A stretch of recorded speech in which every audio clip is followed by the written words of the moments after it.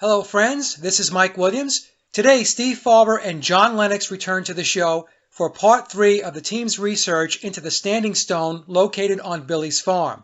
And so, without further ado, here's the show with Steve and John. Okay, folks, we have another great show. Steve Fawber is back with John Lennox. Ralph couldn't make it, unfortunately, but we're going to have a shot at part 3 of the standing stone. Steve and John have some more information they want to take us through. There are some more clues, and I think you're really going to enjoy this presentation. So we're going to title the presentation, Looking Through the Bent Back Tulips, Paul McCartney's Final Resting Spot, Part 3. So Steve, I guess what we should do is let's go to the second slide, up to Hyde Park Farm again, and then you have some drone footage. Why don't you give us some background as to what it is that you were looking to do this time around with the drone? Hey, Mike, glad to be back. And this time we were trying to go up and search. John and his wife were trying to go up and search down the area of the tulips that we had in previous videos, especially in the last one. I think we showed Billy and his family doing a planting in a rectangular area down near a burn near the standing stone. And they were planting some kind of bulbs in there.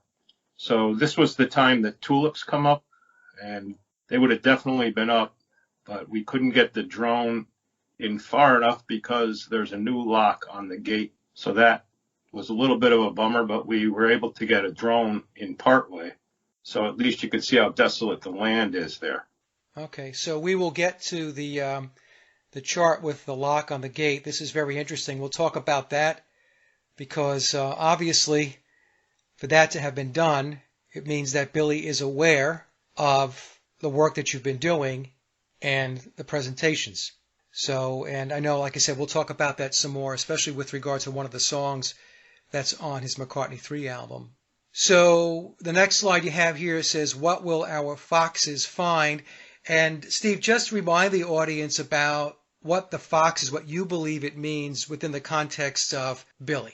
Well, Ralph Pacheco put all this graphics together. He did a great job on this, and actually shows Crowley in the background there, because we still think possibly it's Bill's father. We don't know. Yeah. But Two Young Foxes was in the song When Winter Comes, like you said, on McCartney 3 album. It was one of my favorite songs on there, not just because of that, but I just thought it was nice, simple song, acoustic guitar, not too much in it.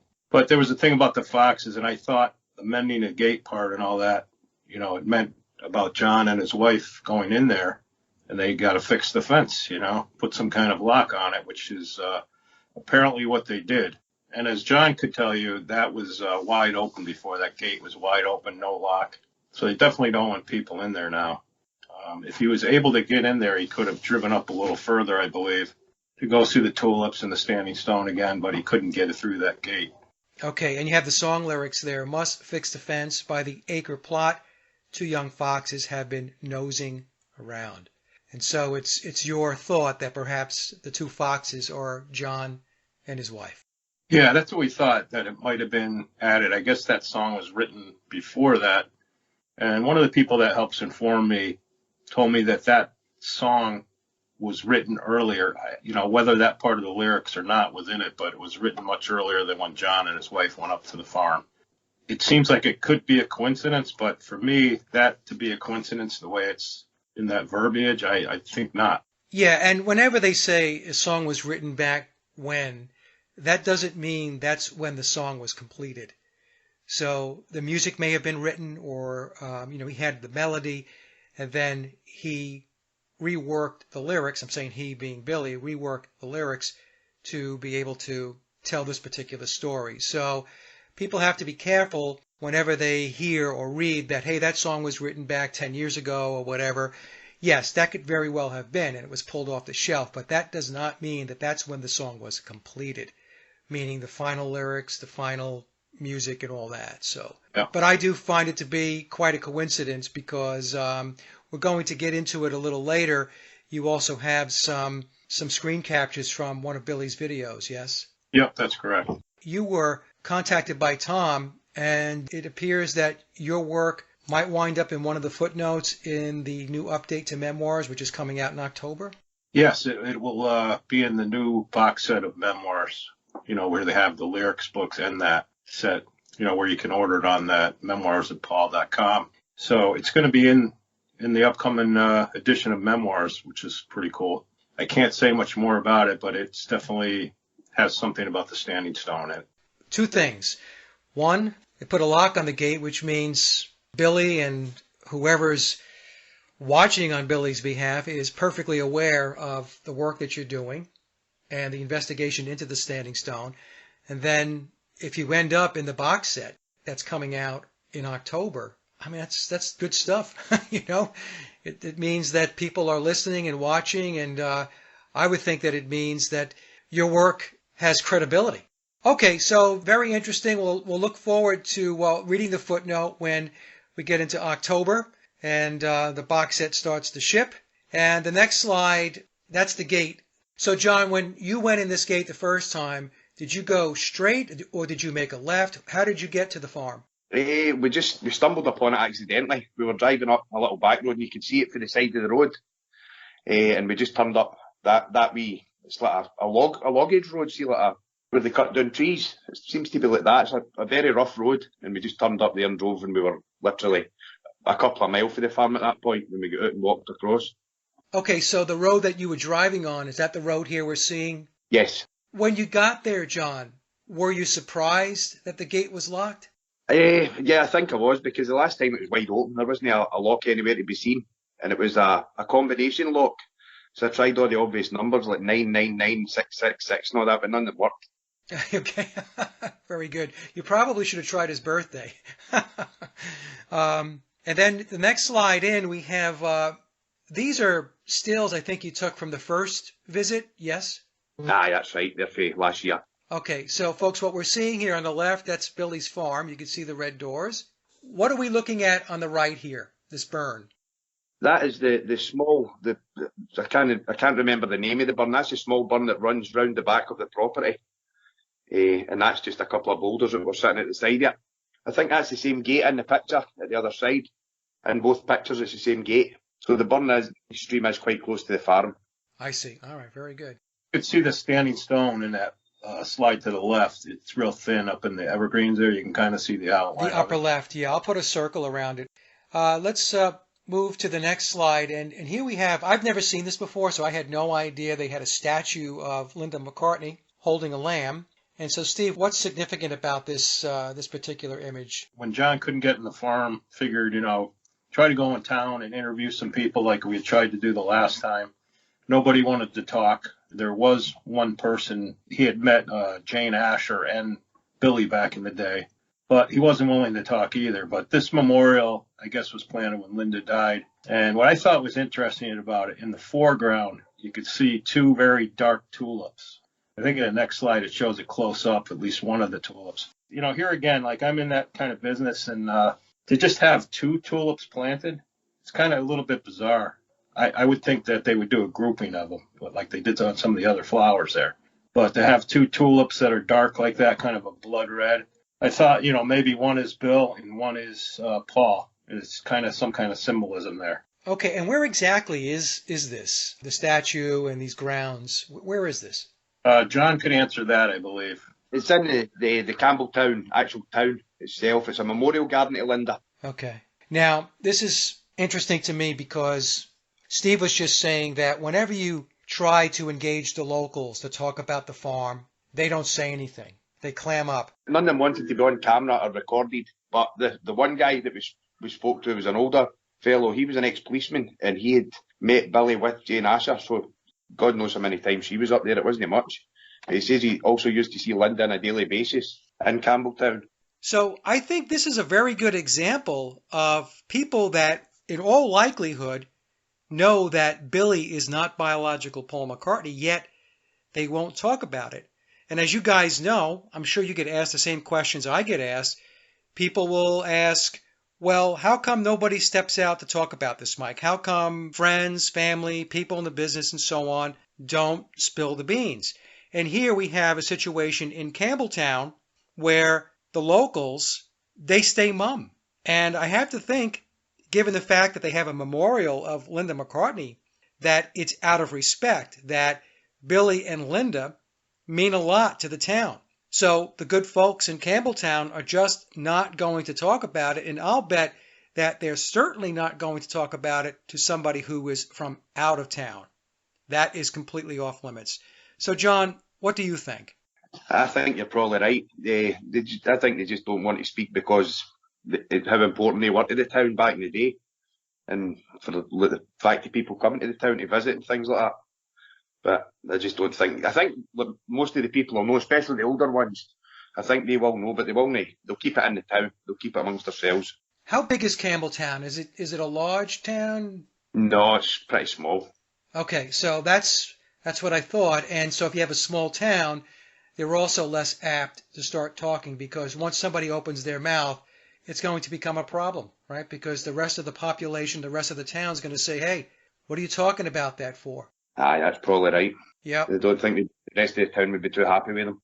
And so we have the next slide. And Steve, this is from the video. We showed this, I think, in the first part and also in part 2.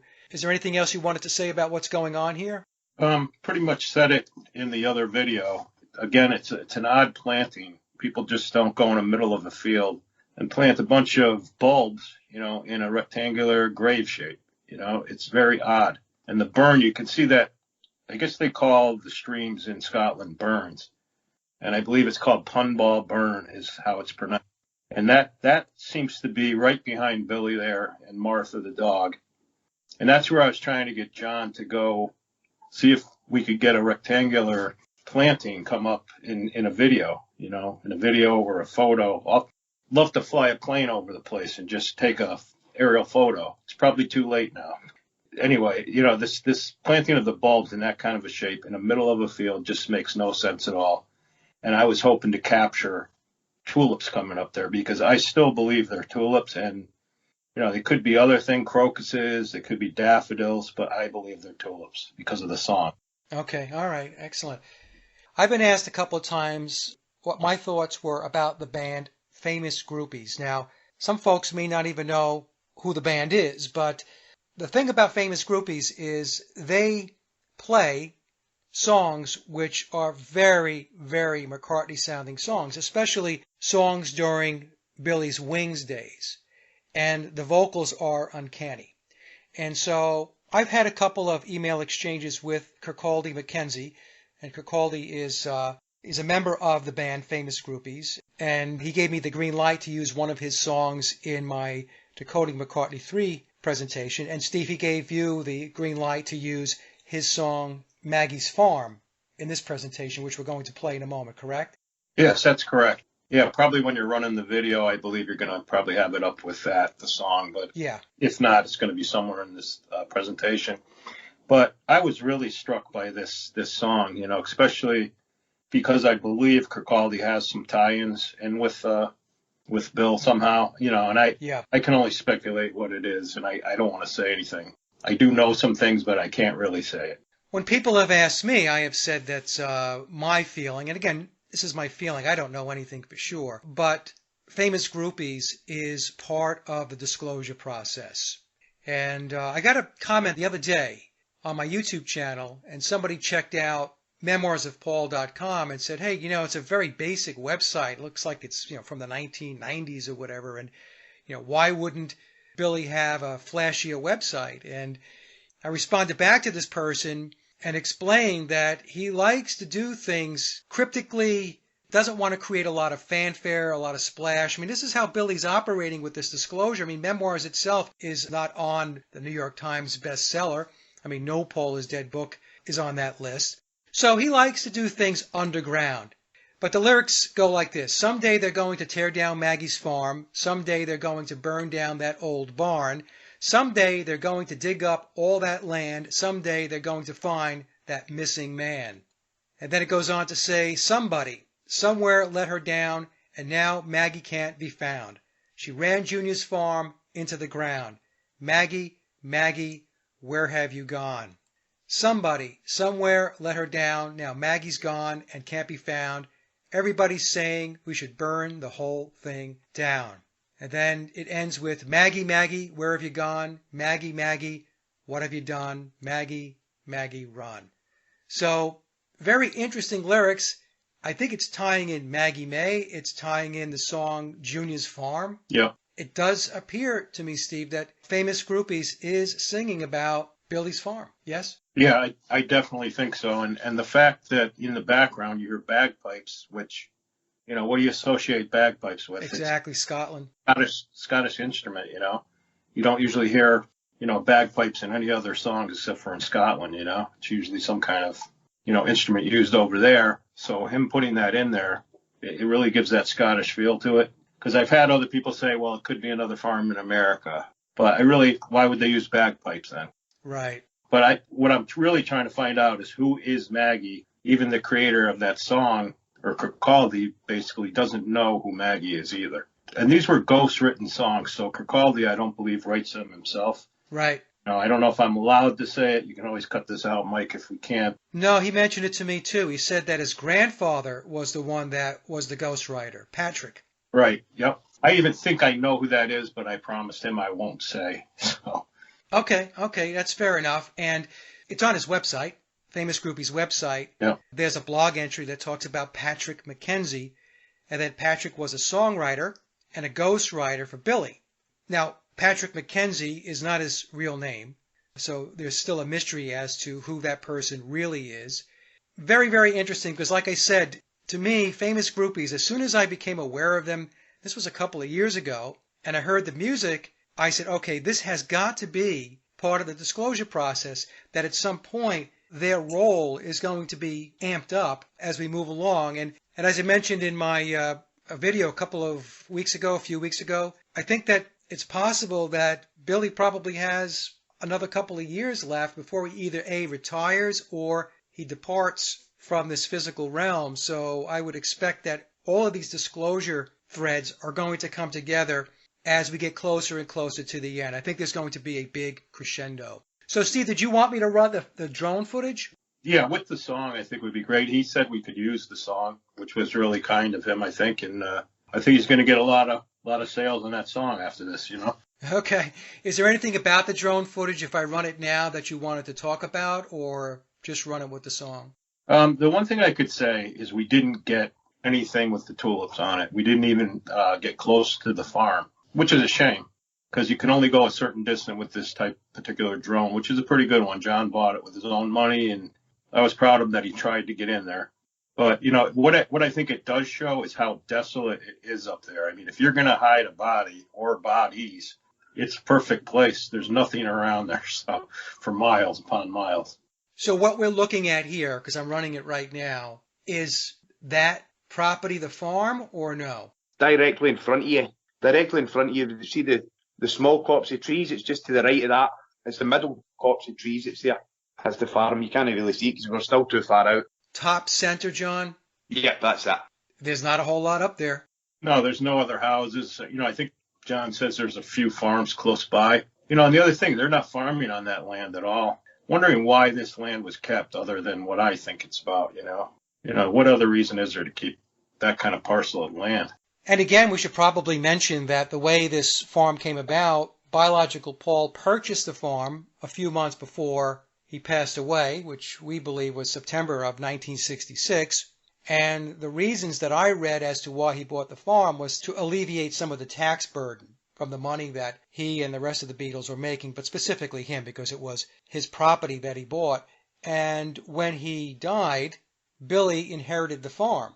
It seems kind of interesting to me that Paul buys this farm 3 or 4 months, I forgot the exact time frame or period, before he dies, and then Billy inherits the farm. It's almost like he bought his own cemetery plot, I guess is what I'm saying, Yeah, a lot of people said that when we ran the first couple of videos, in the comments section. Yeah. Bought the farm. I guess that was an expression after all. Yeah, bought the farm. Yeah, it means you died. Yep. Yeah. Yep. Interesting, too, in the other video, I think it was the second video we did, it shows Crowley, and you and I both thought it shows the standing stone behind Crowley. And, what was interesting about that, too, in that painting, it shows Crowley with kind of like a braided beard. Yeah. And you're going to see that in some of the Osiris things coming up where King Tut and all the Egyptians had that braided beard too. Yeah. I just think it's interesting that I believe Crowley was on that land too at one time. I don't know the time period, but it seems like that was a picture of him. Well, maybe what I'll do is I will pull that particular slide up from the previous presentation, and I'll slip it in. So for anybody who hadn't seen part 1 and part 2, they'll see what we're talking about. Okay, so Maggie's Farm, very, very interesting song, and I will play that for the audience.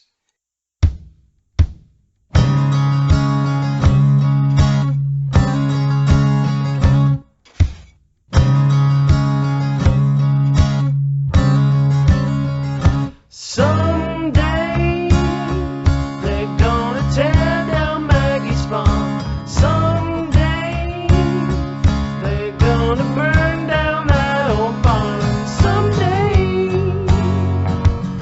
they're gonna dig up all that land. Someday they're gonna find that missing man. Somebody somewhere let it down, and now Maggie can't be found. She ran Jim's farm into the ground.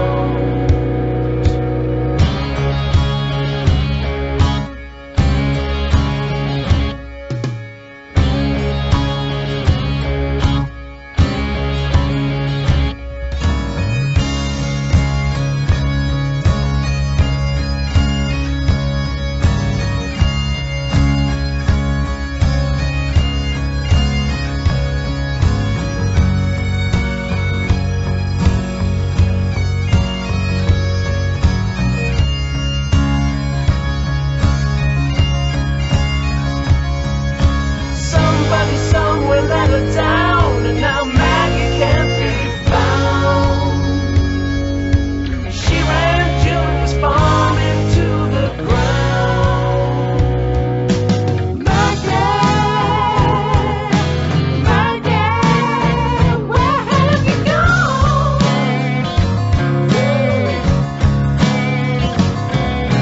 Maggie,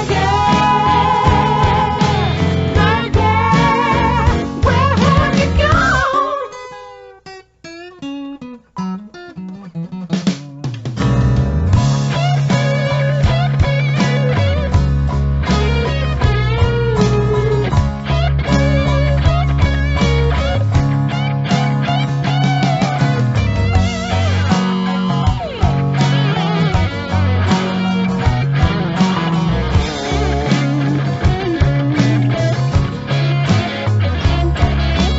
Somebody somewhere let her down. Now Maggie's gone and she can't be found.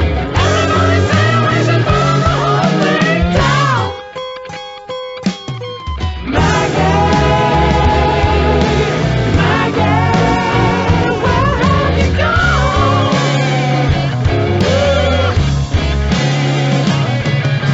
Maggie, what have you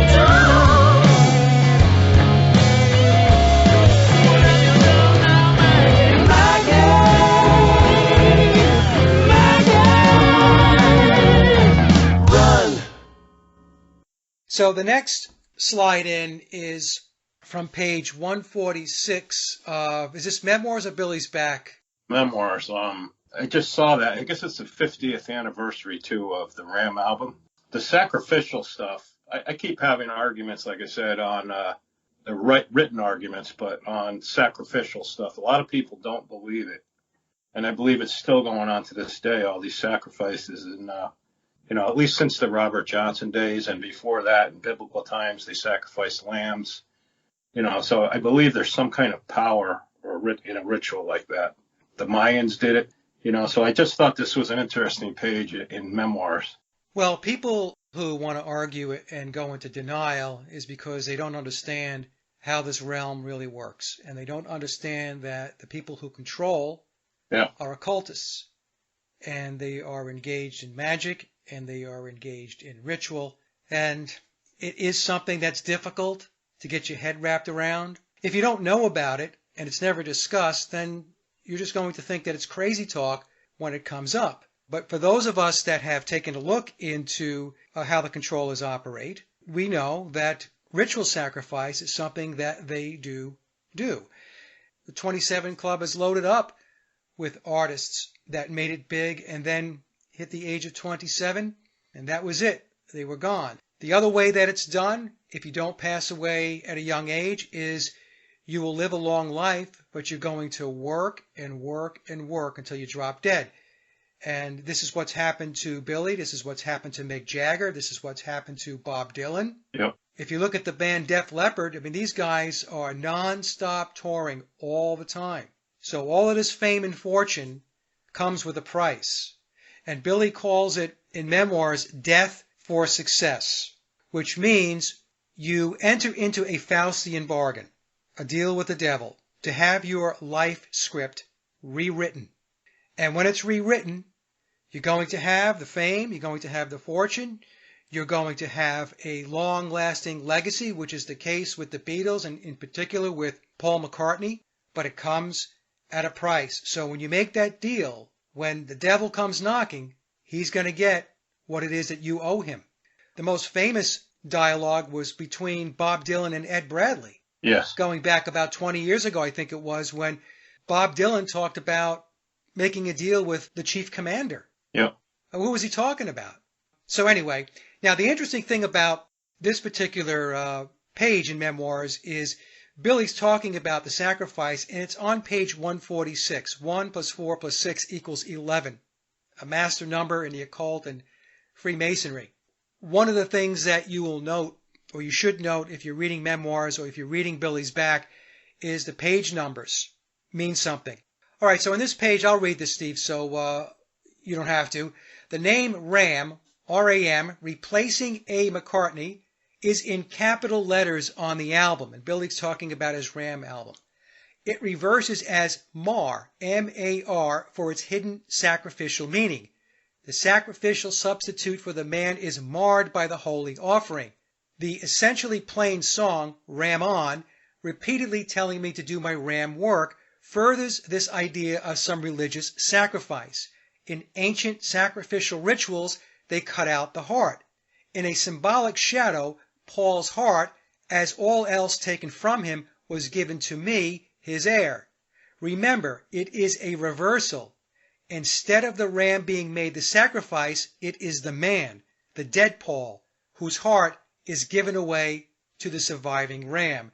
And what I should note is the bolded out letters on this page are R-A-M, Ram, replacing A. McCartney, and also, to go along with what we were just talking about, Steve, the bolded out letters also say it is a sacrifice.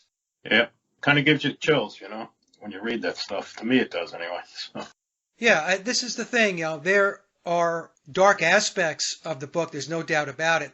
Memoirs, the full-blown Memoirs, contains the darker aspects of the story, whereas Billy's back does not. And that was done intentionally, according to Tom, because some people just cannot get their heads wrapped around the darker pieces of this narrative. So if you read Billy's back, those parts are skipped. But if you want the whole 9 yards, you're going to have to read the Memoirs of Billy Shears, the full book. All right, so here's an interesting slide here, Steve. You've got biological Paul McCartney on the left, and you got Kurt Cobain on the right, who, by the way, is in the 27 Club. So what were your thoughts about this particular image? Before I get into that, Mike, a lady on our site had asked me about the Beatles, and they said if they were already famous up to like 1966, before he was sacrificed, why would they need to make a pact with the devil or for a sacrifice? I just wanted to see what your thoughts were on that, if you could just say anything about that before I get into this. Yeah, okay, so here's the thing. I mentioned before the controllers, the Committee of 300 down to Tavistock. Tavistock is tucked in under the Committee of 300, just to kind of set the stage here a little bit. There is an organizational structure. This is very important to understand. There is an internationalist structure that's in place. The people who run the show are occultists. They are into magic. They are into ritual. Now, the goal of the Committee of 300 via Tavistock was to re-engineer the world. And the best way to understand it, by the way, is to go read John Coleman's book on the Committee of 300. I talk about it a lot. Yeah. All right, you got to read that book, folks. You really do, because once you read it, you'll understand how this world really works. There is a complete structure in place, an internationalist structure that runs the world. Now, so what they did was they put in play not just the Beatles, but other psychological operations that were geared toward changing the very fabric of society, getting people away from traditional values, getting people away from Christianity. In fact, in Memoirs, it tells us that the Illuminati declared war on Christianity in 1962. And when did the Beatles come into prominence? 1962. Right. The whole occult piece of this, the sacrifice, is meant to manifest their objectives. They believe that sacrifices, the energy that's involved with sacrifices, think of in terms of sacrificing to the gods to get what it is that you're looking for. Think of it in those terms. And so the sacrifice of Paul was very important because not only did it create the energy of the magic to bring about and to manifest the change, but it also created a new religion, the religion of Paulism. Biological Paul, think of him in terms of being a godhead in the physical world, like Jesus. And then he died. And then he was resurrected, born again, through Billy. Now, all of this might sound kooky to a lot of people, but all of this ritual is very, very important to the magician, to the occultists. Yeah. So the Beatles became a new religion. People worship the Beatles. To so many people, to millions upon millions of people across the world, the Beatles are gods. People worship them. So Paul McCartney represents the graven Christ figure who died and was resurrected. And he was resurrected through Billy. Again, people who don't understand how these occultists operate, work, how they bring about their version of reality, won't understand this. Right. It's the same reason why Brian Jones was sacrificed for the Rolling Stones. It was to bring about the popularity and the fame for the Rolling Stones. It was the same reason that Kurt Cobain was taken out. Yeah. It was the same reason Jimi Hendrix was taken out. It's the same reason Janis Joplin was taken out. Yeah. It was the same reason John Bonham was taken out. The same reason Keith Moon was taken out. Yeah. These were all sacrifices, sacrificial deaths to further along, the popularity of the band, because the band is part of the toolbox of the controllers to change society. It's not just about the band members becoming wealthy. It's about the ability of the controllers to use that band as tools to implement the change they want to put in place. I see. That is what it's all about. So, again, I know I get animated about this because I have explained it so many times. And I have pointed out so many occulted clues, especially the numerology, in all of the Beatles' works, in all of Billy's work. To this day, McCartney 3, that album, his most recent album, is loaded up with all kinds of occult symbolism and numbers. So this goes into this image here, Steve, because these images are also occulted. Well, first of all, I always liked Nirvana quite a bit too. So, I look through things. I watched a movie called Soaked in Bleach, which was very good. It was about that Kurt Cobain was murdered and just didn't take a drug overdose, because he had more than enough, I believe, heroin or something in him, some kind of opiates in him, but more than he would ever take. It was definitely enough to kill him. Plus, they said the angle of him shooting his head off was just wrong. Right. So I thought that movie was pretty interesting, and they think Courtney Love was behind it, at least in that movie. I really couldn't tell you. She's still free today. So, but what I started looking through things about Nirvana, and I was interested in the age he died too, because like you said, it was around that time, of Paul's sacrifice and everything, and then I started looking at pictures I was finding, and lo and behold, it's almost the same kind of doll heads, dismembered heads and bodies and things that, was with the Beatle cover there, the Butcher album that got pulled off. I guess it went out to a little bit of people, and then they pulled the album. They thought it was a little too grotesque, Right. But, Kurt Cobain was obsessed with the doll stuff and things on dismemberment. And, even in his album In Utero, I believe it was, it shows all kinds of fetuses, baby parts, all kinds of really strange things you wouldn't think to see. And I just thought it was such a similarity in this cover. It just shows his beheaded head. Looks like on a platter. I'm sure he's under a table, but it was very strange to see these two pictures next to each other, I thought. My understanding of the baby parts and what we're seeing here, the dolls' heads, has to do with mind control. Yeah. It has to do with the breakdown of the mind. Okay. In mind control programs, that breaking down starts when you are a child. In Memoirs, Billy tells us that he was in a mind control program at the age of 3. Right. As well as being tutored by Aleister Crowley. So when we look at the Butcher cover and then this image that you're showing of Kurt Cobain, what this tells me is this is symbolic of mind control programs. Yep. What they do is they hide in plain sight. So they'll put these images out and people think, oh, they're so artistic and this and that. It's so avant-garde. Well, not really. To me, what they're telling me is that these two guys were in mind control programs. Yeah. Shows there's a connection for sure to me. Absolutely. And the other thing I want to address, Steve, is that there are people out there that say that the Beatles really didn't want to do the Butcher cover. Yeah, they really didn't want to do that. It's nonsense. And what I'm going to do is I'm going to insert into this presentation a clip of John Lennon in an interview where he discusses the fact that he was all for the Butcher cover because he said the other photo shoots that they were doing were boring. And so this one was different. It was exciting. And he was really pushing for it. I'm going to play that clip from John Lennon, and you're going to see that they were on board with doing the Butcher cover. How did that happen, that album cover that never saw the light of day, or if it did, got pulled off very quickly? It went out, we took the pictures in London at one of those photo sessions. By then we were really sort of, beginning to hate it. A photo session was a big ordeal, and you had to try and look normal, and you didn't feel it. And the photographer was a bit of a surrealist, and he brought along all these babies and pieces of meat and doctor's coats, so we really got into it, and that's how we felt, yeah.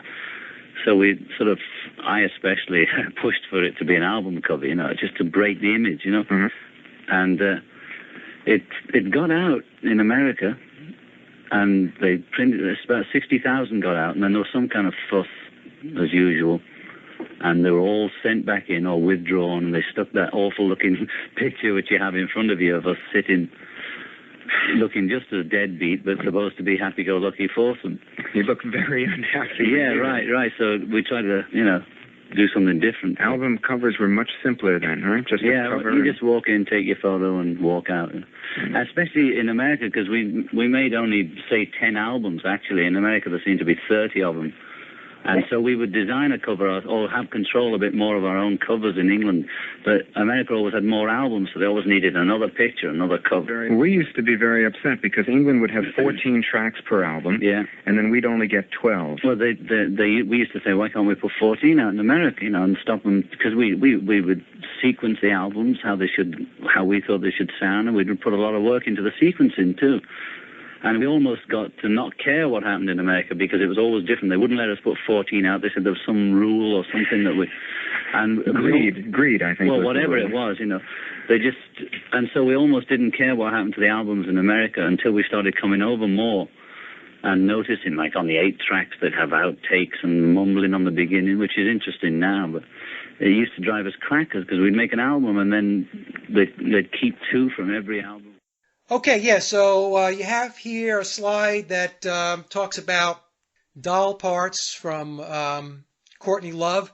Hall's 1994 song Doll Parts was a reference to Cobain's obsession with dolls. He made a lot of art surrounding them. Courtney Love wrote about wanting to be the dolls in the opening lines I am doll eyes, doll mouth, doll legs. And then later in the song, he only loves those things because he loves to see them break. Yep. Very telling. I was saying before in the previous image, it's the breaking down of the mind. Right. And here she's saying he only loves those things because he loves to see them break. Yep. Somebody might say, oh, you're reading into it, Mike. I don't think so. Now, when I read that, even that song, I kind of liked Courtney Love's music back then too, and I thought that was a very powerful song. It was probably one of her best, Yeah. actual song, and you could hear the pain in her, just in the way she was singing. I think she couldn't get through to him, or he was, too much on the drugs or something, that he didn't spend enough time with her. I don't know what it was, but it seemed like that was a lot of pain in that song. Well, according to that documentary that you mentioned, the private investigator thinks that she may have been involved in his death. Yeah, I think she was supposed to be getting divorced from him or something. Maybe she didn't want it, or vice versa. Yeah. It's only so much you can do. Yeah.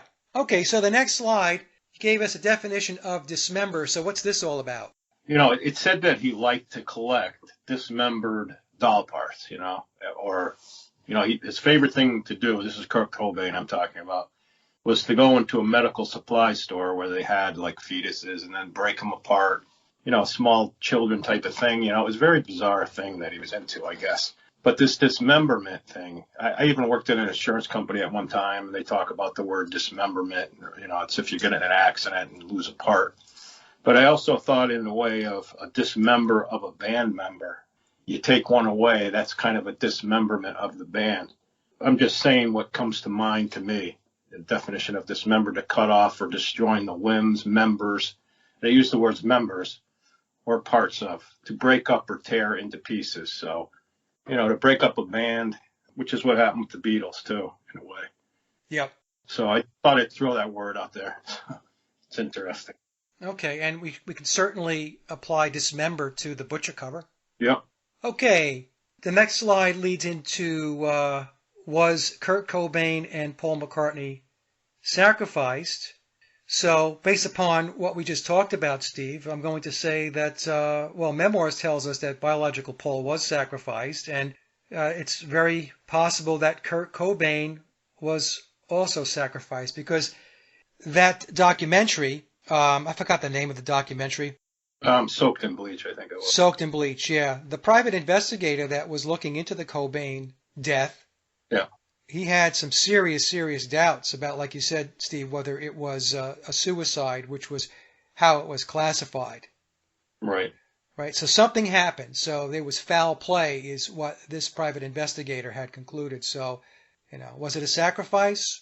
Some people might say, well, because he was taken out doesn't necessarily mean it was a sacrifice. But as we were talking before about, like the 27 Club, yeah, it's very possible that it was a sacrifice. Now, we're going to show you two images, folks, that Steve has pulled in here. They're very, very interesting.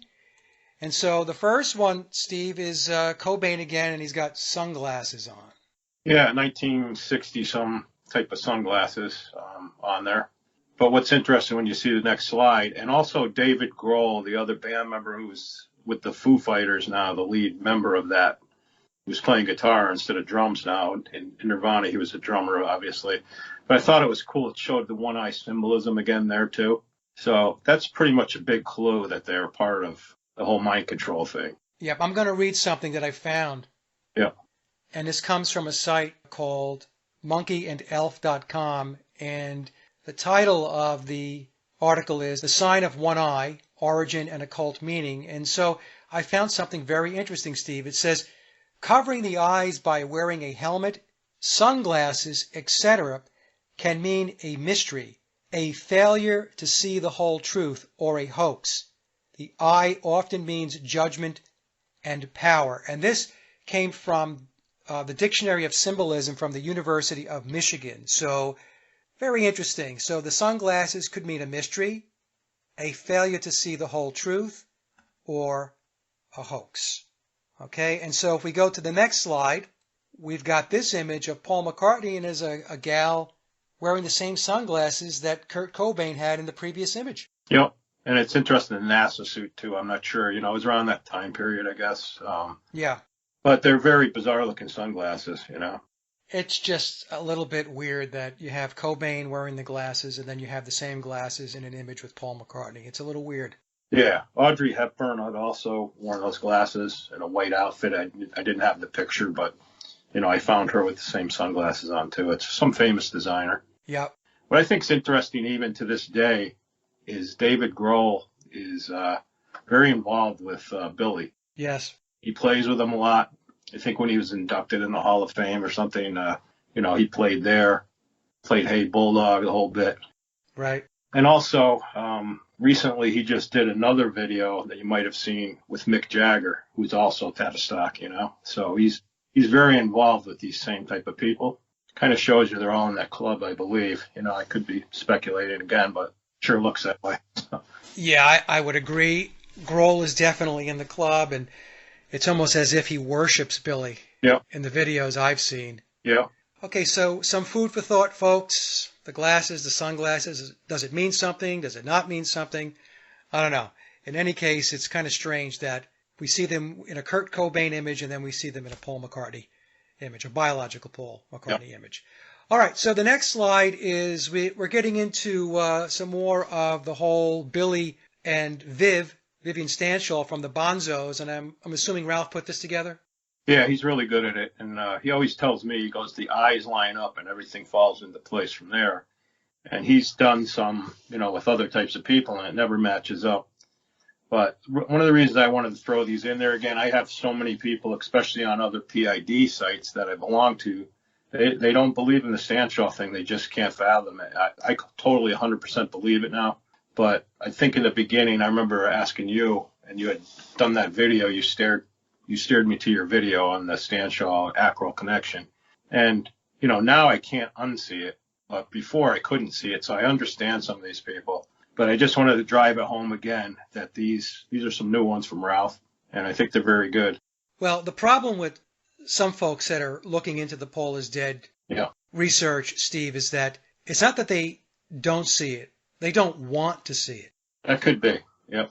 They don't want to see it because it doesn't fit their narrative. Yeah. Okay, so they've been marching along with a particular storyline for a long time. And during that process, they didn't bring in the Stanshall connection. Right. Right? Now, I would not have brought in the Stanshall connection myself until I read it in memoirs. And so what I did was, I'm like, well, you know, who is this guy, Vivian Stanshall? So I had to do some research into who he was. And then I had to break it down, taking a very close look at Stanshall and take a look at Billy. And as you go along and you move along the research and you do the investigation, Billy played Vivian Stanshall of the Bonzos. There were at least two Vivian Stanshalls. There was the Stanshall that played with the Bonzos with Neil Innes. Neil later on went on to Ruddle fame. And I also believe Neil Innes was a ghostwriter, possibly for the Beatles and for Billy. Billy and Neil Innes were very close. And then there was another Vivian Stanshall that was on Billy's payroll. He was hired by Billy. He was an actor and a musician. And he looks different than the Stanshall you're looking at the bottom right of this particular slide. Right. At first glance, you might see some similarities. But the second Stanshall, who I refer to as Street Viv, who I now refer to as Victor, because that's the name they give us in Wikipedia, Yep. he was hired by Billy so that Billy can do both his McCartney character and the Stanshall character. They can run in parallel. So that he didn't have a situation like the old joke is, well, how come Bruce Wayne and Batman are never in the same room together? Billy could have them in the same room together. He could be McCartney and Victor could be Stanshall. Right. But the Vivian Stanshall of the Bonzos is Billy, and it is a character that Billy created. Vivian Stanshall is not a real person. He's a character. He's a character that Billy created. Right. And the reason why Billy played in the Bonzos was because he didn't have to be Paul McCartney. Yeah. He could make music any way he wanted to. He could play any style of music. He could joke around. He could goof around and not have to worry about the whole Beatles and McCartney aspect. So the Bonzos was basically a release valve for him to go out and be able to do those things that he couldn't do right. under the guise of being Paul McCartney. And Ralph has said this to me too. The nose and the eyes always match up. Yeah, you can see a little bit difference in the nostrils there. Billy's had nose work done Yeah. over time. So his nose, going back to when he was Stanshall, is going to be different. But where the nose is on his face, the distance between his eyes, Yep. how's that going to happen? You could say, well, it's just coincidental. Not on all of the pictures that Ralph has put together, it's not coincidental. And in my presentation, the McCartney's, Stanshall, and Ackrell research that I did, I go to great detail to show how their profiles are the same. I've gotten to the point with this, Steve, where I don't argue with anybody anymore. I don't pay any attention whatsoever to what goes on those Paul is Dead Facebook pages. It's just wheel spinning. It really is. And Yeah. they are talking to themselves. Somebody puts a post up, 5 or 6 of them get all lathered up, and it's the 5 or 6 of them going back and forth, back and forth, back and forth. Yeah. Well, why would I pay any attention to that? I've got a YouTube channel. My Paul is Dead channel has 10,000 subscribers. My main channel has almost 28,000. Since I started this work back in 2016, 1.7 million people have watched my work or listened to my work. Yeah, exactly. Anyway. Oh, I just wanted to ask you, can I do a plug for the Facebook site I run? Because it's, Yeah. it's good to talk about it because we do believe in this Stanshall bit, so you're not going to get driven off like a Frankenstein monster here. But it's called The Many Faces of Billy Shepherd. If I join it after watching the video, I'd be glad to have them. As long as they share kind of the same mindset. I don't want any more arguments on there, So anyway, I just figured I'd give us a plug, All right, what I could do, Steve, is put the link down in the description box. And folks, don't troll. Yeah. If you're going to go to Steve's site, go there with good intentions. Yep. And be an adult. Be mature. Okay, so let's go to the next slide. This one here. Okay, so this is Ackrell and Billy. Yep. Which are one and the same also. And to tell you the truth, I really had trouble with Ackrell at first because I just thought the faces don't match up. But I'll tell you what, here, faces match up perfectly. I think Ralph really outdid himself here. Finding, and I didn't find these 2 pictures. He found them. And does great work. It looks exactly the same to me, the faces. I've got 2 or 3 slides, Steve, where I did a compare and where he maps to Ackrell. Now, here's the thing about Ackrell, okay? So people understand. There were 2 Ackrells, and Phil Ackrell is not a real person. Just like Vivian Stanshall, he's a character that Billy created. Now, Phil Ackrell is a stage name that Billy used when he played with the Diplomats, a band that he was in with Denny Lane, going way back into the early 1960s, and also Bev Bevan was the drummer. Now, Bev Bevan went on to go play with ELO, right? Electric Light Orchestra, tied to Jeff Lynne, right? So all of these guys, all of these people are all networked in. So what happened was when things got busier for Billy, he had to dedicate more time to the Beatles and the Beatle work he was doing. He had to spend less time with the Phil Ackrell character and the Diplomats. So what he did was he essentially leased the part out to a guy by the name of Phil Ralston. Right. And so the problem with the whole Phil Ackrell piece is that there are 2 of them. Yeah. There were 2 Phil Ackrells. There's the one that Billy played early on, and then the role was assumed by Phil Ralston. And again, this one is a harder one to get your arms wrapped around. What I'll do is I'll slip in 2 of my slides that I think make it obvious as well. I'll put that in here. Yeah. The thing is, though, if you put Phil Ackrell's face, like say in this picture, and you put it next to the one in the previous picture of the Stanshall character, yeah, really don't look alike. That's what's so bizarre about it. I think that's what confuses a lot of people, including me at times. But when you put these up together with pictures of Bill, they definitely seem to match up. So I don't know why they're so different when you compare both characters to each other. Maybe because there's different makeup on, or I don't know what it is, different latex on. The Ackrell piece of this is more difficult to get your head wrapped around. It is. Yeah. And again, I believe the reason is because we are probably comparing not the Billy version of Ackrell as much as the Phil Ralston version of Ackrell. Okay. Yeah. That's what I think is going on. Could be. This definitely matches here, though. No doubt in my mind. Yeah, this is pretty good. I mean, Yeah. the eyes, the nose. Yep. All right, so we'll put this in, and I'll add some additional slides, 2 or 3 slides that I have where you could see that he played the actual character. Yep. All right, so if we go to the next slide, we've got Billy playing the trumpet.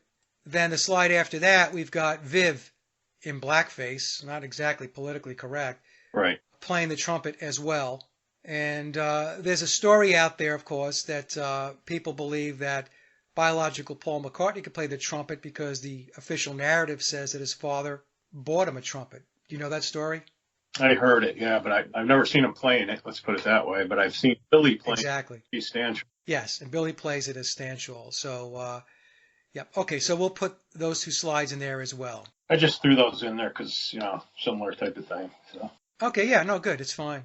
All right, so then we have the song from McCartney 3, When Winter Comes. And so the first slide here, Steve, is you've got 2 foxes. So you take it from here. Yeah, so, I mean, to me, it could be wrong that it was like a coincidence. But, if he wrote maybe just that line in later, I think it's in the beginning of the song, too. So on McCartney 3, to me, that's John Lennox on the left there, that first fox, and then his wife on the right.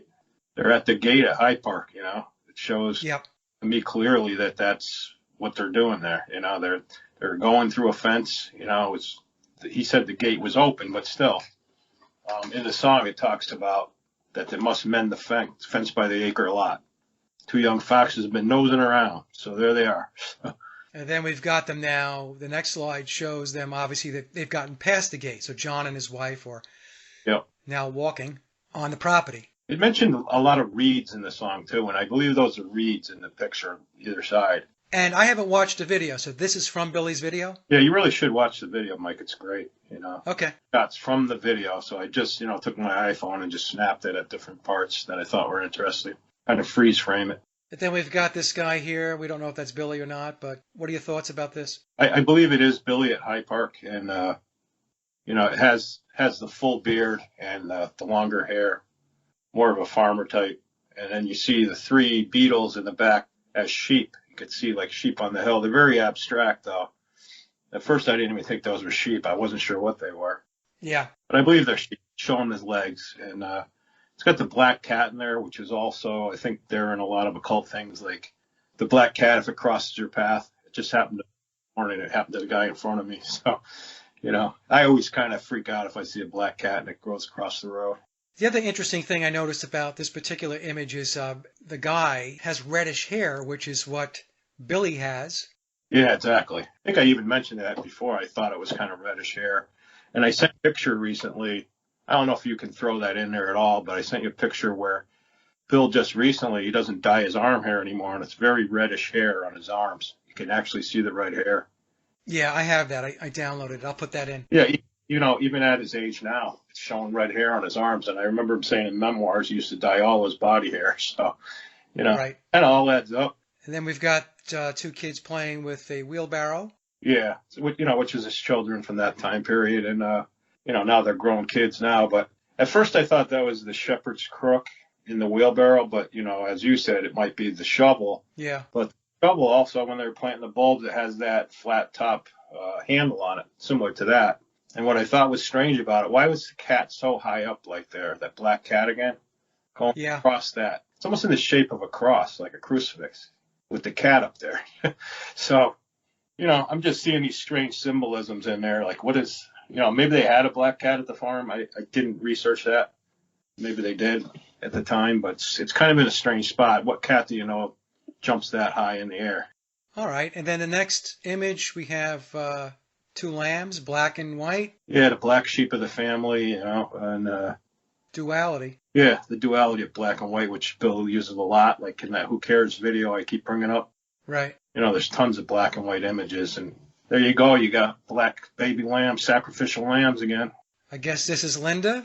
Yeah, I mean, it looks a lot like Linda, and as you know from, I don't know if maybe we can get a picture from, I should have put it in myself, so I apologize for that, but the red trim on the barns is the same as at what Hyde Park farm has, right, John? Well, the doors are all red, yes. Aye, the doors are all painted red. The red roof's all been changed now. Somebody else had pointed out that it could be a farm in America. I don't think it is. I think this red trim is a clue there. Yeah. I would tend to believe that he's showing his farm, not a farm in America, but that's just me. No, this if you watch the whole feel of that song and everything, to me, depicting his life from back in the High Park days, from the 60s to the early 70s, and you'll see I put a photograph from another website, another Facebook website about Billy's farm up there, and you'll see the similarities of the character himself, looking just like photographs from back then. So I believe, it's definitely him in his life with Linda. Linda had the blonde hair. It's definitely them. And the white horse you had talked about to me a little bit too. Yeah. Yep. Pale horse or white horse of the apocalypse, I know they had horses up too. It shows them riding. Right. Yep. There's a lot of pictures with him and Linda with horses, a lot. Yeah. Riding horses, yeah. Yeah, and the famous one with the standing stone too, it has that too. Yep. All right, and then we have this image here, and it looks like he's wearing a mask. Yeah, it looked a little strange too to me, and I thought the hair got a little bit darker. You saw it earlier, it was a little bit redder. Well, if he is wearing a mask, again, like, the whole mask thing is a ritual. Yeah, and I don't know if he's waving high there or what in the video. I can't remember. It might be, I think he might have been waving to the children there, or Linda. Okay. It's a still shot, so I've forgotten by now. I'll have to watch the video. And then you've got this image of Billy with the brown horse. Yeah, and the reason I put that in is I had never seen a lot of these particular pictures, but I think it looks just like the farmer guy. It's a cartoon depiction, but to me it looks like the same area. Yeah. It shows what's interesting about that slide too. It just shows the dates he was up there too. Yeah. Also, Steve, the fencing is the same. Yeah, it is very close. Okay. All right. So then we've got here's another image of Billy at the shepherd's crook, and it's overalls on there, I don't think, but it's that whole farmer look. He's into the whole farmer scene there. All right, and then we've got here's an image with the standing stone in the center. Yeah, exactly. Yeah, and they're jumping off of other stones there. John, did you happen to see those stones when you're up there? It looks like they're kind of far off. Yeah, there's little stones lying about everywhere. They're common all over the place. That would be right in front of the house. That's probably looking for the house out the way. Okay. And then we have Linda by the stone. Yeah. And I'd never seen that image either until I got on that site, And I don't know what that, there's a rectangular, it looks almost like it was on there with chalk or if it was inscribed. Yeah. John said since he's been up there, he never saw that, I think I asked him before. It also looks like on the top there might be some inscriptions up a little higher. I don't know. Maybe at one time, and then the lichen and the moss took over. Maybe there was something inscribed in there. And then we've got the image of Billy. Yeah, we've seen this one before. But what always stands out to me with these images, he's up by the stone, his head against the stone kind of. And I remember reading in memoirs he liked to be close to Paul. He tried to get his spirit into him by being close to him. And like I said, if he's up at the farm, which I truly believe he is, that's what he might even been doing that picture there. These are all High Park pictures because the site itself, if I can remember what it is, I'll tell you. But it's just a site about High Park Farm in Scotland. They don't say much on there. They just have pictures and things. So on this black and white image, Steve, you can really see, like you look at the background, how vast it's huge. The land is. I think John can attest to that. There's just nothing around there. You're not going to find a 7-Eleven or a McDonald's out there, So. Huh. Interesting. Yeah. Okay. And that's an interesting cap he has on his head? Yeah. And James there, with the reddish hair, even at that age there. Yep. Yeah, that looks like a very Scottish hat to me. I don't know if John can say anything about it. Is that Irish or Scottish cap, do you think, John? Looks more Irish to me. And here he is, and he has a Dalmatian, black and white. Yeah, and I never knew he had that dog. So, maybe it was somebody else's dog visiting that day. I always thought it was only Martha. I also didn't realize, but Martha, the dog there, was actually Paul McCartney's dog first. And so he inherited the dog. It's interesting. I read up on that. The one thing I've noticed with these images of Billy, too, is that you could see he's a tall guy. Yeah. Right? 6'2". He's not a short guy. No, he's got a large stature to him, yeah. And here he is with a very strange mustache. First thing I thought is, I am the walrus, The walrus mustache there, But Yeah. you can see the red gate there again, too.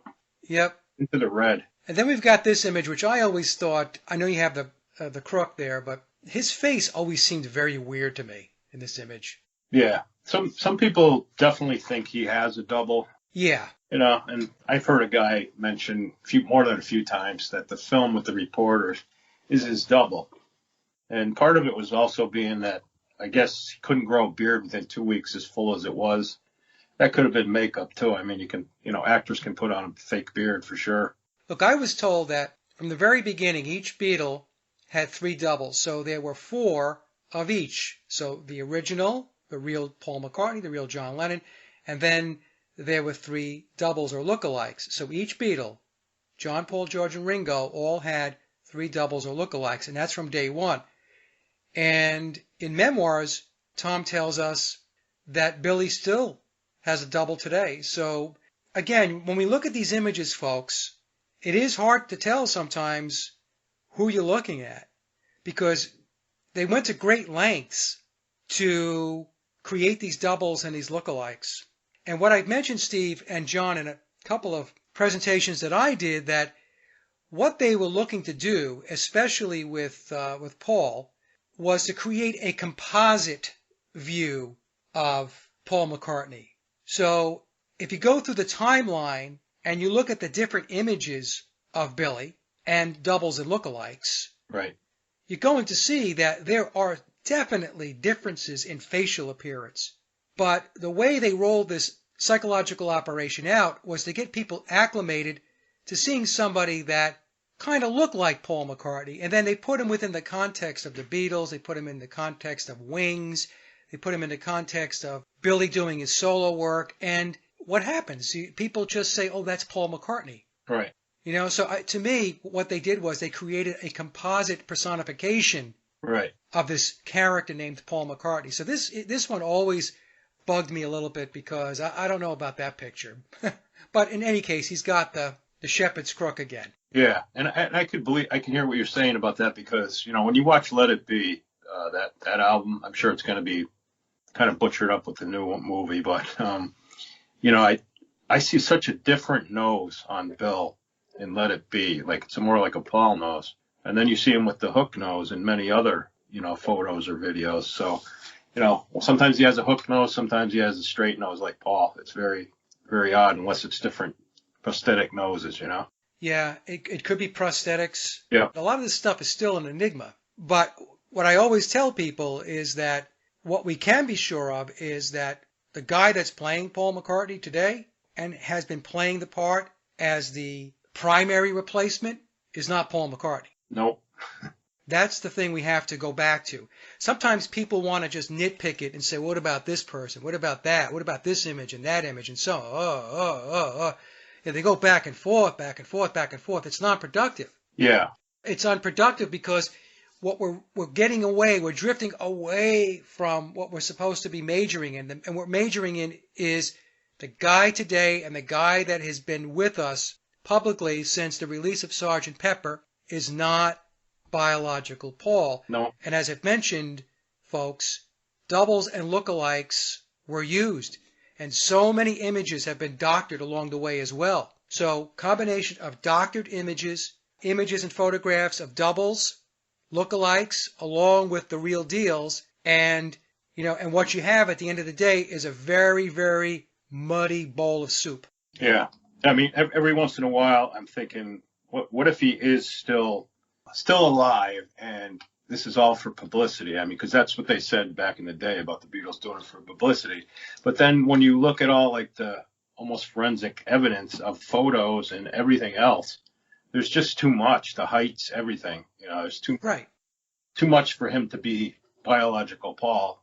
Ed Opperman asked me that question. I said, look, you can never say never. Right. Because at the end of the day, you really don't know for sure because everything we're looking at is circumstantial evidence. It's not direct evidence. Right. Right? Nobody's come forth and said, I saw him die. That's never happened. No. But what we don't see, and what I told Ed during the interview, is that I don't see any evidence that biological Paul McCartney has been with us since late 1966 forward. Let's just say from 1967, January 1st, 1967. We'll make it really easy. Yeah. Forward. And I've looked at hundreds and hundreds of images, and I don't see biological Paul. Agreed. So, somebody could say, oh, well, he went into a witness protection program. That's possible, but again, you are surmising. You're fabricating a narrative. Right. You're rationalizing. The nuts and bolts of this thing is a psychological operation, Steve. Yeah. It's what the Beatles were used for, to change the culture and the society. That is what I'm focused on.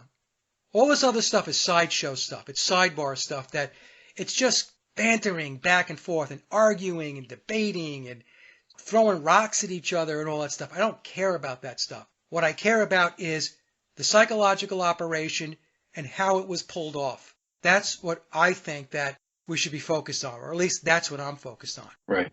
Okay, and we have more on the shepherd's crook. Here's a picture of one, Steve. It's got a kind of a fancy handle. Yep. And it's made out of ram's horn. I did as much research on this, and I was a little disappointed I didn't find more than what I found. But it's a lot of these were made with a ram's horn, and there again the ram for the Ram album, and plus it was a sheep farm and there was rams up there. That little hook on the top, I guess you could put a lantern on that. I researched that. I didn't know why that kind of hooked up like that, but you could put a lantern on so if you're out at night. But you can buy one of these shepherd's crooks in Oregon, in the States here. Also, they sell them in England too. They're quite tall, so I guess they're a bear to ship. You can buy one for like $200 made out of ram's horn. I want to have one just for my office, So I'm wrapped up in, and all the research I've done. I'm probably going to buy one. So it's an interesting looking thing with the ram's horn on the top. It's just the handle part that is. Yeah, and then we have blurb that you found. When Howard Carter discovered King Tut's tomb, he found a crook and a flail, along with many other treasures. Only pharaohs and gods could carry these symbols of power. Carter knew from this discovery that he had found the tomb of a pharaoh. So the crook is symbolic of power. Yeah, which, it seems to me Billy's pretty powerful. And, with the Egypt station and all the different Egyptian things with Osiris, it kind of all ties together with this crook too. It could be just for the sheep out there too, because I guess, the hook of the thing could actually pull a lamb back, if it's getting out of line or something. But to me, it's more symbolic because that painting of Crowley had it in there too, the same exact rams. Yeah. So, and I remember in the other video, you and I did a bunch with Osiris and, the different symbols, and Ralph had put up some different pictures of it. So, seeing all this stuff about Osiris again was interesting, to me with the crook. It goes on here to say that in honor of the god Osiris, the kings or the pharaohs of Egypt carried a crook and a flail, the sign of Osiris. The crook especially became the sign of rulers. The crook looked a great deal like a snake and was made out of wood. The ancient Egyptians used wood because wood was scarce. That made it even more special. Yep. Obviously, Billy's not carrying the shepherd's crook because he thinks it goes well with his attire. Yeah. Still has it, but he made it pretty prominent in a lot of those old things at the farm. It was shown in a lot of photos. Yeah, I'm going to read this one because this has some interesting wording. Yeah. The crook as a symbol of power, guardianship, or prestige appears in both ancient and modern art and emblems. The crook and the flail were two symbols associated with the ancient Egyptian god Osiris. Political and religious leaders, from the pharaohs to Jesus to kings and popes, have carried them to symbolize that they shepherded or led their people. Even today, high-ranking clergy of many denominations carry a crook or similar staff to show their responsibility for their flocks.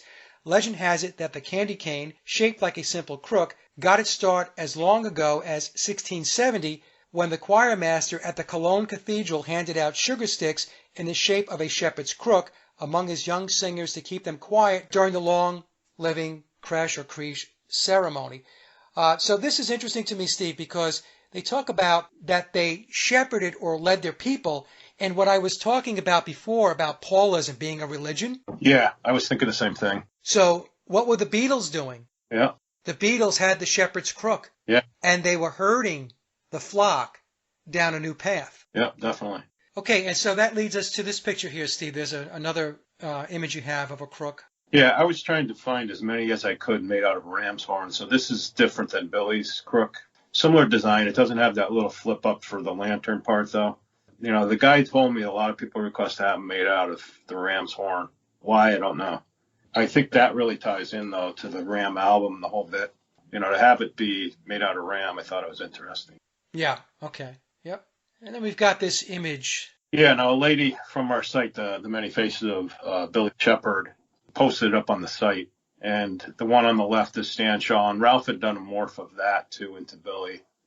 But she posted this, and what I noticed is the feet, and I think when you were reviewing this, I think maybe you didn't see it, but I still see that what would be his right foot, I believe it is showing 6 toes, and he's got his little pinky toe kind of tucked under the other toe. And it's the same in the other one, too, I think. It shows the toes, I think, that 6 toes. You know, they always say 6-toed Billy. Yeah, I have another image of the one on the right. Yeah. And I think it has a better view. So yeah. Maybe I'll slip that in there. And I don't know about the 6 toes on the stanchial piece of it. I know you're saying that maybe the 6th toe is tucked in. I will say that on his right foot, because his feet are crisscrossed, right, the small toe is extremely long. Yeah, it's just, you know, when I look at my own foot, I don't have that.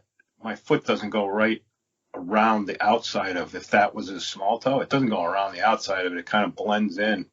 It just is a very odd looking, not putting Billy down, but just looking, it's kind of a unique foot, I think, you know. And also, you know, the stanchial image is mocking Christianity. Yep. I mentioned earlier about the Illuminati declaring war in 1962 on Christianity. Yeah. And the other thing I also want to mention, in all fairness, the image to the right of quote-unquote McCartney, I am not sure that that's not a double or a look-alike. Could be. This image, he really looks like a pretty boy. Yeah.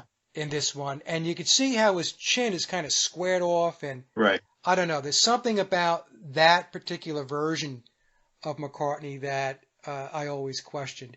And also, this one had been doctored because, if I'm not mistaken, he actually had shorts on. Yeah, he does. I think it's just cut out there. Yeah, somebody decided that, you know, they wanted to stare at him partially naked.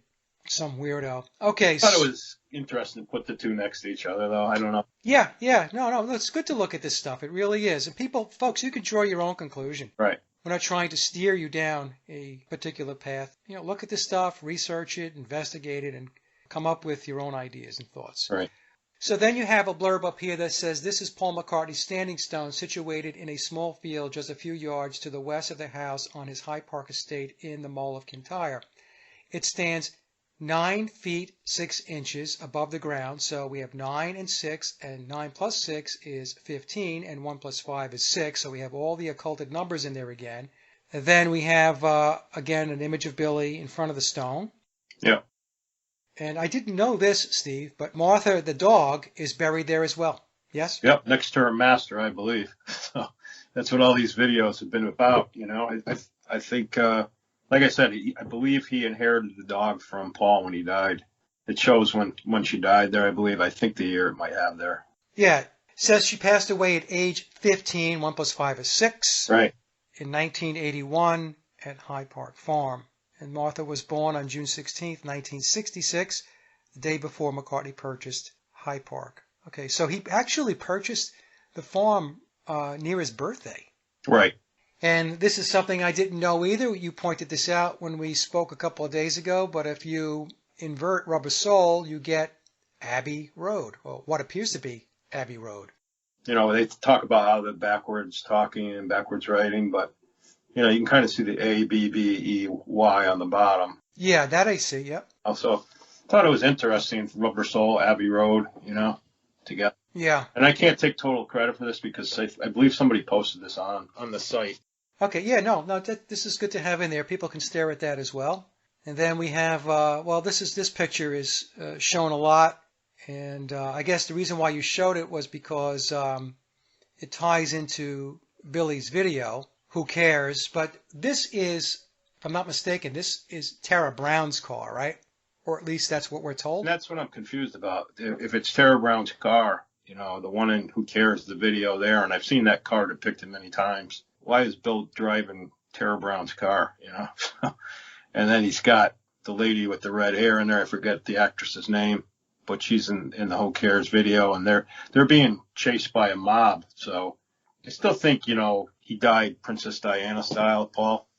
I think he was being chased, probably in another vehicle or something.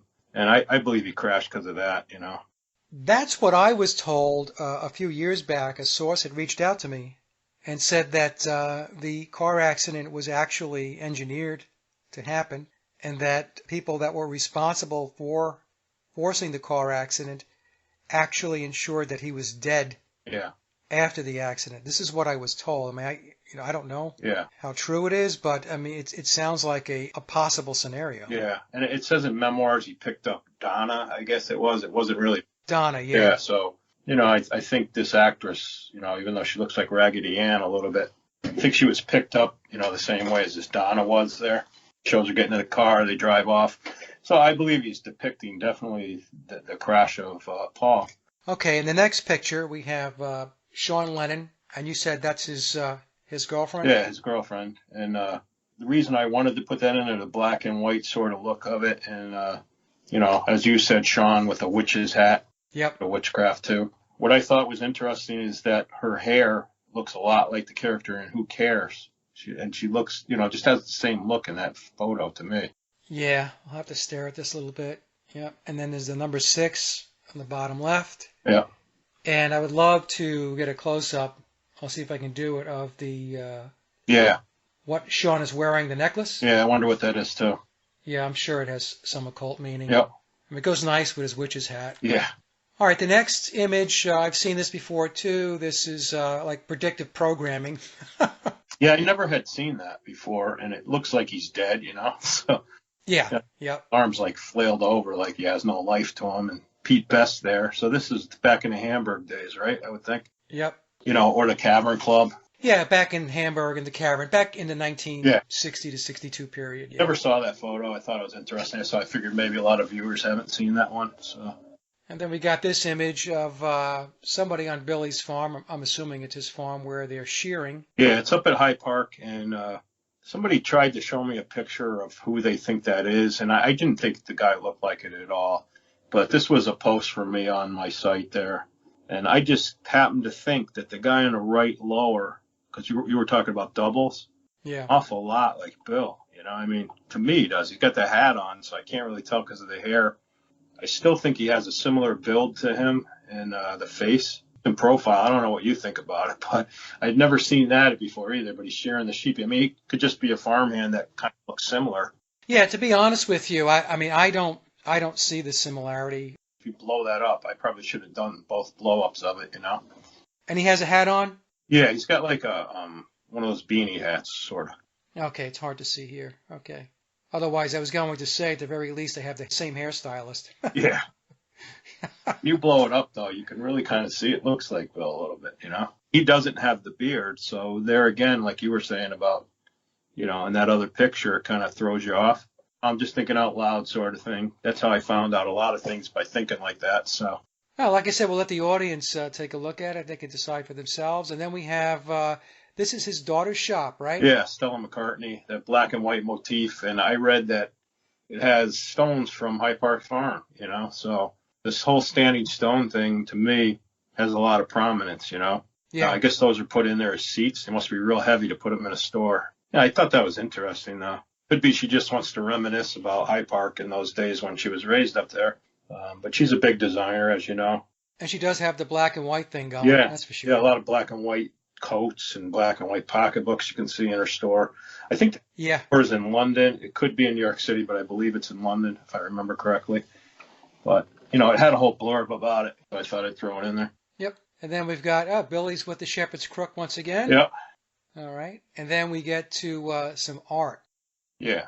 And I was told that this painted by Billy was of David Bowie, but I don't really believe it is, because when you see the drawing that John Lennon did, it has the same kind of ripped head on the top, and it looks like he was somewhat decapitated. Not his whole head came off, but what these pictures are showing me, I think it shows that accident. And then the shovel planting the bulbs there. And as I told you, I never said this in the other video, but it's either a mushroom coming up under the dog or a tulip, I believe. Has a little bit of reddish color, though. Yeah. Under that dog there. And this was John Lennon's drawing. Yeah, John Lennon's drawing, and then Bill's painting is the other one, and only color, and it's even a little more grotesque, you know. Have sort of the clam eyes, which that's more Billy with the hooded eyelids, I think, you know. I think they're very similar images, though. Do you think so or not? I see some similarity. I do. Yeah. It's interesting that, Billy painted one and John drew the other. Yeah, that's what I thought. And then I'd love to find out what those symbols mean in Billy's painting. I need to research that more, but didn't have time really to get to it. I wanted to get this out. But I think those must mean something. They don't look like Japanese symbols, and I don't know if they're Egyptian, but they look like a symbol of some kind. It's probably something Egyptian. All right, so then you have an image leading to a burial chamber. Yeah, and this was another standing stone, so I can't take credit for that being photographs of Hyde Park Farm, but I've been speculating the whole time from these ancient Druid ruins under standing stones that's what they have. They have chambers underneath that hill, probably similar to this. I don't know where they're accessed from, whether it's from a trap door somewhere, but somehow you can get down into these chambers under the ground. And this was under a standing stone, not Bill's. Kind of interesting, very, very narrow, but all made out of stone. And then you can see a guy standing next to one of the pillars holding up the other stones underneath. Kind of ties it to what we've been doing, that if Paul's down there, could be in one of the chambers down there, and it's reached by these tunnels. And then we got Paul McCartney and John Lennox. Yeah. Presentation around here, but, I just like the show. He was there at one time, and it's almost the same angle, I believe, as Bill's shown there. You can kind of see, I don't know how tall are you, John? Just a fraction under 6 foot. Oh, under 6 foot. And Bill's 6'2", we think, right?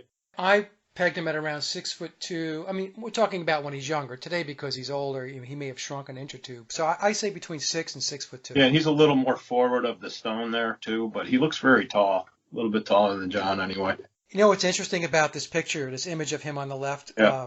Steve, is that I don't see any black hair on his arms or his legs. Yeah, it looks like he was shaving.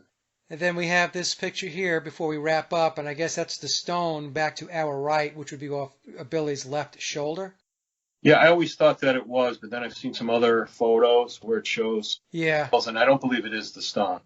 Hoping I'd have some kind of reference to where that burn is and where that planting is. But we didn't find out. I mean, that was the whole point of going to the farm, unfortunately. But I still feel like he got, some video of how desolate it is up there. So it wasn't all for nothing. And the fact that they locked up the gate that tightly kind of tells me they want to hide something up there, in my opinion. They don't want anybody else on that land again, ever. I don't think so. I don't think we're ever getting up there again. Yeah, I don't think so. And to be honest with you, after we did part 2, yeah, I thought that they were going to lock it up, to be honest with you, because no matter how many times we were adamant yeah, and emphatic about people not going there, yeah, there were going to be people that were going to try to go there. So it didn't surprise me that when you went to go there again, that it was locked up. Right. But good job, I mean, really good work. And the interesting thing is that Tom says that you're going to be referenced in a footnote in the update of memoirs. So that says to me that the work that you have done has importance one way or another. So you should feel really good about that, Steve. Yeah. And John and Ralph's not with us, and Ralph as well. It's good work. It's great work because you ventured into an area that really nobody else has that I'm aware of is with regard to the standing stone. Yeah. People have tried to figure out where he's buried, but before you guys came along, I did not hear that it was connected to a standing stone. Right. So you went into an area of the research that was uncharted waters as far as I'm concerned, and you did great work. Yeah, thank you. So, and we'll have to let, the audience will have to decide for themselves. Yeah.